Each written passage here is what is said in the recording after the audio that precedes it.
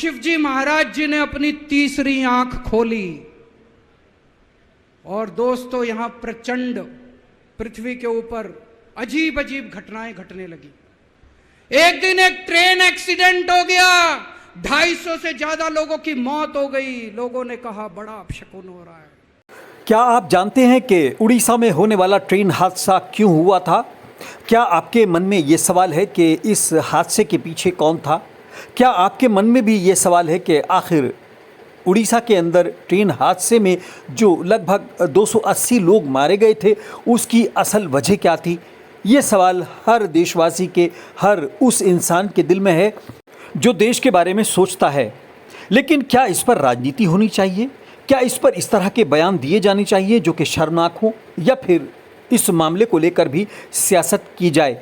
आइए सुनवाते हैं अरविंद केजरीवाल क्या कह रहे हैं, उसके बाद आप समझिए कि आखिर ये राजनीति नहीं तो फिर क्या है।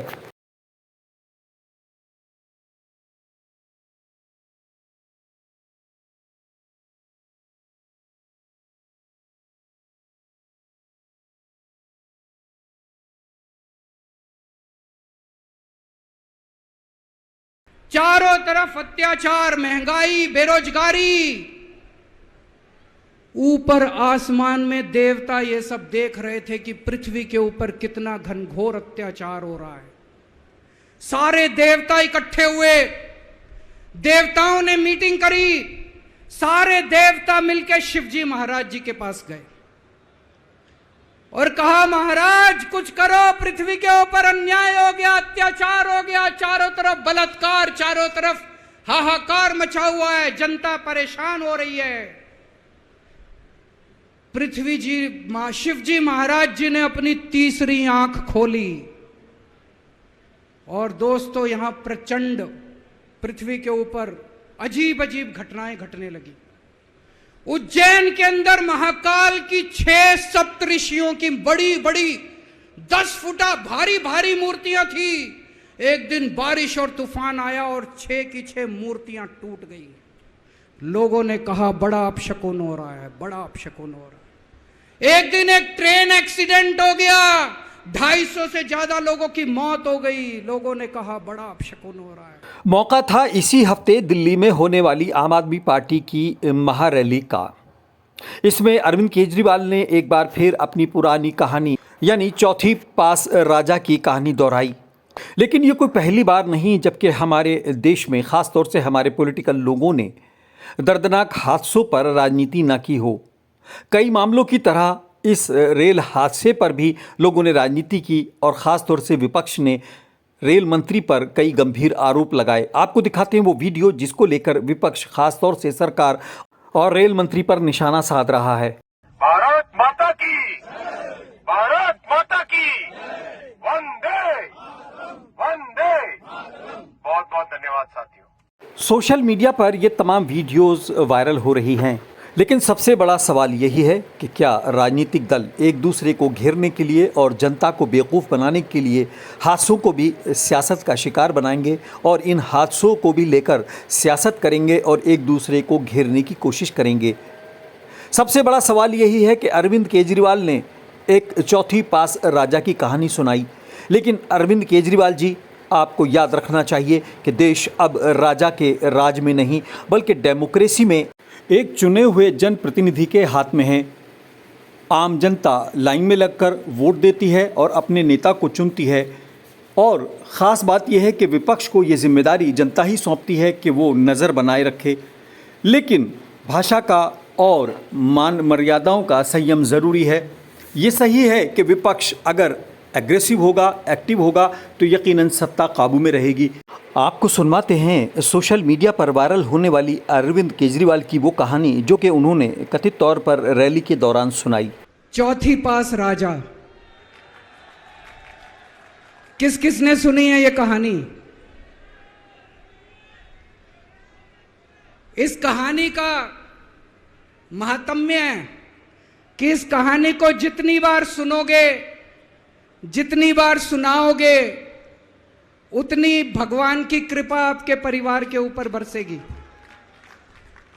इस कहानी का जितना प्रचार प्रसार करोगे उतना देश की तरक्की होगी। उतना समाज की तरक्की होगी। तो जिन लोगों ने कहानी सुनी है वो भी बड़े ध्यान से दोबारा सुनना, अच्छे से सुनना और इसका खूब प्रचार प्रसार करना। ये कहानी एक राजा की है, एक चौथी पास राजा की कहानी है, एक अहंकारी राजा की कहानी है, एक भ्रष्टाचारी राजा की कहानी है। आप लोगों ने राजा और रानी की कई कहानियां सुनी होंगी। इस कहानी में राजा तो है, रानी नहीं है।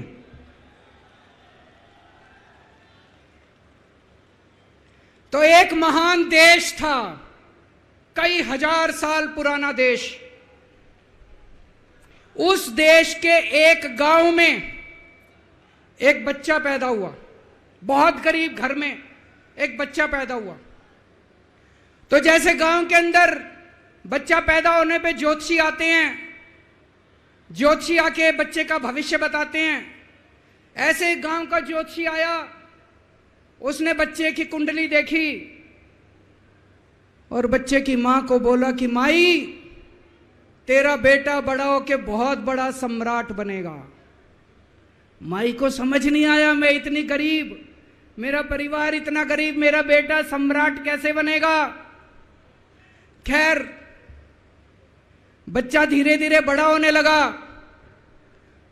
गांव के सरकारी स्कूल में उसका एडमिशन करा दिया। उसका पढ़ने लिखने में मन नहीं लगता था। पढ़ते पढ़ते क्लास करते करते चौथी में आके उसने नाम कटवा लिया। उसका पढ़ाई लिखाई में मन नहीं लगता था। बगल में, गांव के बगल में एक रेलवे स्टेशन था। घर में बहुत गरीबी थी। वो बच्चा वहां स्टेशन पे जाके चाय बेचने लगा।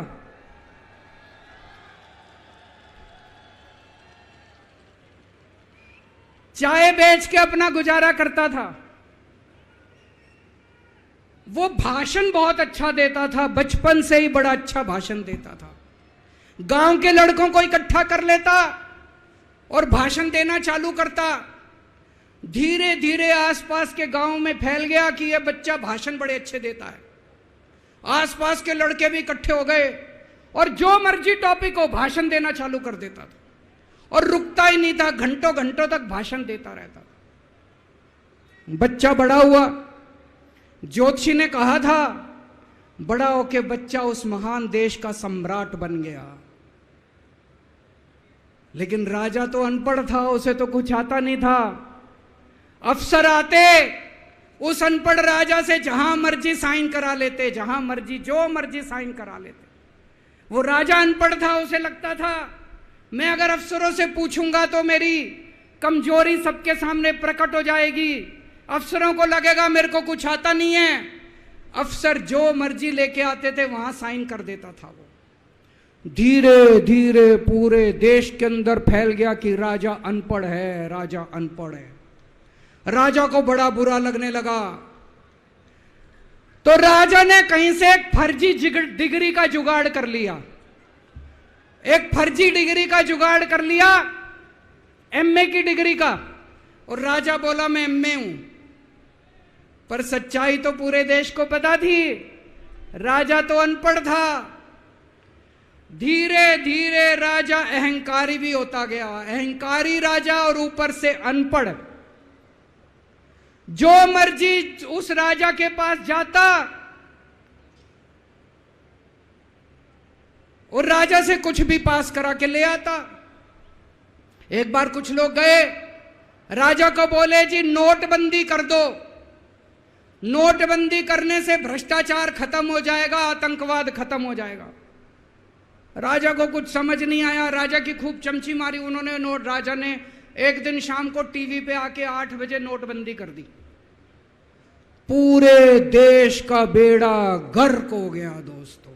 लंबी लंबी बैंकों के सामने लाइनें लग गई। कई लोग मर गए, दुकानें बंद हो गई, रोजगार बंद हो गए, बड़ी बड़ी इंडस्ट्री बंद हो गई। पूरे देश का बेड़ा गर्क हो गया। फिर एक दिन कोई आके बोला जी 2000 का नोट ले आओ। राजा 2000 का नोट ले आया। 4 साल बाद कुछ लोग आके बोले जी 2000 का नोट बंद कर दो। राजा ने 2000 का नोट बंद कर दिया। राजा को अक्ल तो थी नहीं, बेवकूफ था, अनपढ़ था। कभी 2000 का नोट चालू करता था, कभी 2000 का नोट बंद करता था। एक बार कुछ लोग आके बोले जी ये किसानों के कानून बना दो, इस कानून से किसानों का भला होगा। राजा ने कानून बना दिए। पूरे देश के किसान सड़कों पे उतर आए। 750 किसान मर गए आंदोलन में। और 1 साल के बाद राजा को वो तीनों कानून वापस लेने पड़े। एक बार उस देश के अंदर बहुत बड़ी महामारी फैल गई। चारों तरफ महामारी फैल गई, लोग मरने लगे। किसी ने आके बोला जी थाली बजवाओ तो देश ठीक हो जाएगा। तो राजा ने पूरे देश में थाली और चम्मच बजवा दिए। महामारी तो नहीं बची, महामारी तो फैली रही। किसी ने आके कहा जी डॉक्टरों की जरूरत पड़ेगी, दवाइयों की जरूरत पड़ेगी, इंजेक्शन की जरूरत पड़ेगी, तब महामारी रुकेगी। राजा अपने दोस्तों का बड़ा ख्याल रखता था। उसके दोस्त थे। एक दोस्त ने 10,000 करोड़ रुपए चोरी कर लिए। राजा ने उसको देश से भगा दिया। दूसरे दोस्त ने 20,000 करोड़ चोरी कर लिए। राजा ने उसको भी देश से भगा दिया। पर एक दोस्त ऐसा था जिससे राजा की ज्यादा ही दोस्ती थी। कौन था? उसको उन्होंने सारे एयरपोर्ट बेच दिए, सारे जहाज बेच दिए, सारे सीपोर्ट बेच दिए। उन्होंने आसमान बेच दिया, जमीन बेच दी राजा ने, खदानें बेच दी। उस दोस्त पे राजा मेहरबान था। राजा का एक और दोस्त था। वो दोस्त इतना गंदा था कि उसने कुछ अंतर्राष्ट्रीय खिलाड़ी महिलाओं के साथ बदतमीजी करी। लेकिन राजा ने दोस्ती नहीं छोड़ी। मजाल जो उस दोस्त के ऊपर कोई आंच आ जाए, राजा उस दोस्त के साथ खड़ा रहा, लेकिन उसने खिलाड़ियों का समझ। राजा का एक और दोस्त था। उस दोस्त ने किसानों के ऊपर गाड़ी चढ़ा दी, रौंद दिया, कुचल दिया किसानों को। राजा ने अपनी दोस्ती नहीं छोड़ी। इस बात पे तो दाद देनी पड़ेगी कि राजा दोस्तबाज था, 1 नंबर का दोस्तबाज था। चारों तरफ अत्याचार हो गया। चारों तरफ देश के अंदर इनके अपने लोग जो थे वो बलात्कार करने लगे, गलत काम करने लगे, हाहाकार मच गया। जो राजा के खिलाफ बोलता, राजा उसको पकड़ के जेल में डाल देता। एक दिन एक पत्रकार ने कार्टून बना दिया राजा के खिलाफ, उस पत्रकार को उठा के जेल में डाल दिया। एक दिन एक किसी पत्रकार ने उनके खिलाफ कुछ लिख दिया, उसको पकड़ के जेल में डाल दिया। जो राजा के खिलाफ बोले उसका बेड़ा गर्क। कोई जज अगर उस राजा के खिलाफ ऑर्डर करता था, राजा उसको बख्शता नहीं था। चारों तरफ अत्याचार, महंगाई, बेरोजगारी। ऊपर आसमान में देवता ये सब देख रहे थे कि पृथ्वी के ऊपर कितना घनघोर अत्याचार हो रहा है। सारे देवता इकट्ठे हुए, देवताओं ने मीटिंग करी। सारे देवता मिलकर शिवजी महाराज जी के पास गए और कहा, महाराज कुछ करो, पृथ्वी के ऊपर अन्याय हो गया, अत्याचार हो गया, चारों तरफ बलात्कार, चारों तरफ हाहाकार मचा हुआ है, जनता परेशान हो रही है। पृथ्वी जी, शिवजी महाराज जी ने अपनी तीसरी आंख खोली और दोस्तों यहां प्रचंड पृथ्वी के ऊपर अजीब अजीब घटनाएं घटने लगी। उज्जैन के अंदर महाकाल की 6 सप्तऋषियों की बड़ी बड़ी 10 फुटा भारी भारी मूर्तियां थी। एक दिन बारिश और तूफान आया और 6 की 6 मूर्तियां टूट गई। लोगों ने कहा बड़ा अपशकुन हो रहा है, बड़ा अपशकुन हो रहा है। एक दिन एक ट्रेन एक्सीडेंट हो गया, 250 से ज्यादा लोगों की मौत हो गई। लोगों ने कहा बड़ा अपशकुन हो रहा है। और एक दिन घनघोर बारिश आई, तूफान आया, ऊपर से आकाशवाणी हुई, सारे देश की जनता को भगवान ने कहा कि आप महान देश के लोग हो, क्या कर रहे हो, उठो, खड़े हो जाओ और इस अहंकारी राजा के खिलाफ सब लोग मिलकर आवाज उठाओ। अरविंद केजरीवाल जी, यकीनन आजकल बाबाओं, पीरों और तमाम इस तरह के लोगों का बोलबाला है जो कि भीड़ को अपने जादुई बातों से और लच्छेदार बातों से न सिर्फ बहका लेते हैं बल्कि अपनी उंगलियों पर नचाते हैं। सच्चाई ये भी है कि ऐसे लोग राजनीतिक दलों की पहली पसंद बनते जा रहे हैं। लेकिन ये क्या, आप तो खुद ही इस तरह का रोल कर रहे हैं कि लोग फैनेटिक हों या बहकें, लेकिन आपका काम निकलना चाहिए। Bureau report.